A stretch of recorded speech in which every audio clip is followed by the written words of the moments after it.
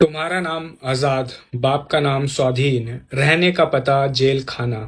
ये जवाब था एक 15 साल के लड़के का एक ब्रिटिश जज को, जो आगे चलकर भारत के सबसे बड़े क्रांतिकारियों में से एक बना। नाम है चंद्रशेखर आजाद। आजाद का जन्म भवरा मध्य प्रदेश में हुआ था। बचपन से ही उनमें स्वाभिमान और आज़ादी की भावना थी। जब महात्मा गांधी का नॉन कॉपरेशन मूवमेंट शुरू हुआ तो उन्होंने पढ़ाई छोड़कर आंदोलन में भाग ले लिया और पहली बार गिरफ्तार भी हुए। वहीं से आजाद नाम अमर हो गया। घर छोड़ने के बाद वो बॉम्बे पहुंचे, जहां शिप पेंटर्स के सहायक के रूप में काम भी किया।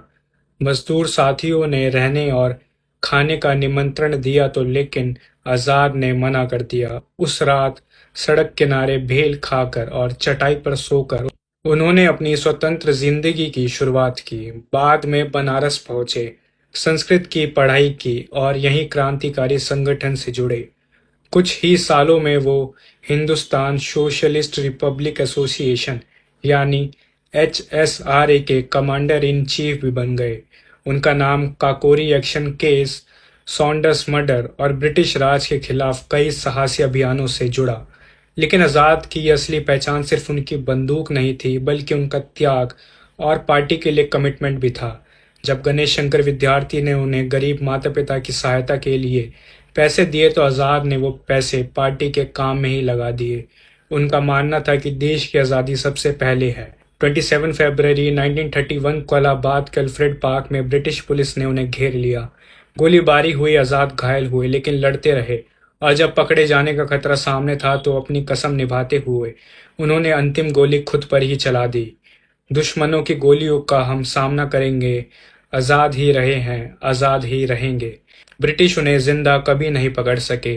अगर आप चंद्रशेखर आज़ाद को उनके साथियों की नज़रों से समझना चाहते हैं तो चंद्रशेखर आज़ाद आप बायोग्राफी जरूर पढ़िए। ये किताब बताती है कि आम लड़का कैसे भारत के सबसे बड़े क्रांतिकारी प्रतीकों में बदल गया।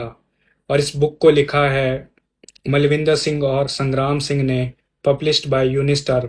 मैं रिकमेंड करूंगा आप इस बुक को पढ़िए, उनके लाइफ और उनके टाइम्स को जानिए, उनके रेवोल्यूशनरी एक्टिविटीज़ को जानिए।